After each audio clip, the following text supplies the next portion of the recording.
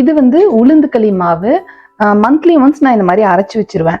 1 cup கருப்பு உளுந்துக்கு 1/4 cup அரிசி எடுத்துக்கணும். ரெண்டுத்தையும் தனித்தனியா நல்லா வறுத்துட்டு நம்ம அரைச்சி பொடி பண்ணி வச்சுட்டோம்னா நமக்கு எப்போ களி செய்யணும் அப்படின்னாலும் அந்த மாவு யூஸ் பண்ணிக்கலாம். இன்னைக்கு நான் வந்துட்டு இதுலேருந்து தான் செய்ய போறேன்.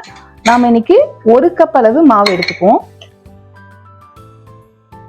பார்த்தீங்கன்னாலே தெரியும், ரொம்ப ஃபைனா நான் வந்து நம்ம ரெகுலர் மாவு எப்படி இருக்கும் அந்த திட்டத்துக்கு அரைக்கல, கொஞ்சம் கொரப்பா தான் அரைச்சிருக்கேன்.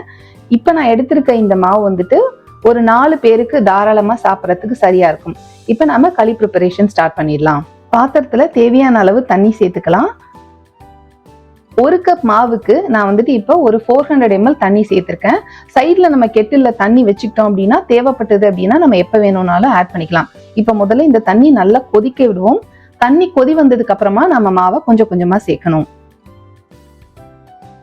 தண்ணி நல்லா கொதி வந்துட்டு இதுல நான் 3 ஏலக்காவை பொடி பண்ணி சேர்த்துக்கிட்டேன். இது கூட கொஞ்சமா உப்பு சேர்த்துக்கலாம். அடுத்து நம்ம வெல்லம் சேர்த்துக்கலாம். இதுல வந்துட்டு 2 வெல்லம் எடுத்திருக்கேன்னா, கிராம் கணக்குல வந்து பாத்தீங்கன்னா ஒரு 130 கிராம் அளவு வெல்லம் எடுத்திருக்கேன். இதை நாம இந்த தண்ணியில சேர்த்துக்கலாம். இதை நான் ஏற்கனவே நசுக்கி தான் வச்சிருக்கேன்.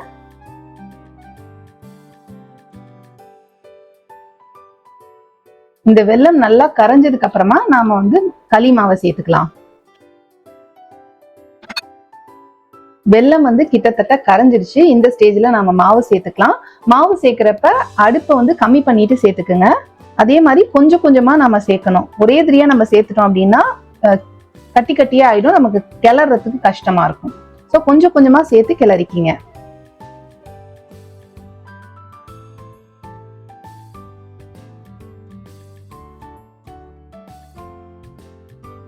மாவு சேர்த்ததுக்கு அப்புறமும் நம்ம அடுப்பை வந்து ஹீட் கம்மியா தான் வச்சிருக்கணும். அடுப்பை நிதானமா வச்சு பொறுமையா நம்ம கிளறலாம்.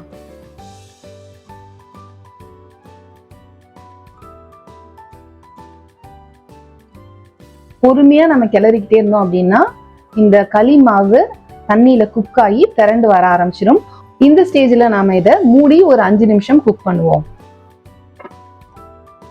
அடி பிடிக்காம இருக்கிறதுக்காக நடுநடுல நம்ம லைட்டா கிளறி விட்டுக்குவோம்.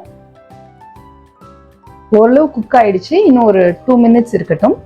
இந்த ஸ்டேஜ்ல நீங்க கொஞ்சமா டேஸ்ட் பண்ணி பார்த்துட்டு உங்களுக்கு இனிப்பு கொஞ்சம் கூட வேணும்னா நீங்க பொடிச்ச வெல்லத்தை சேர்த்துக்கலாம். நம்ம கொரப்பா அரைச்சதுனால பாத்தீங்கன்னாலே தெரியும், குக்காய் வரப்ப கொஞ்சம் குருணையா இருக்கு பாருங்க. இது சாப்பிட்றதுக்கு நல்லா இருக்கும்.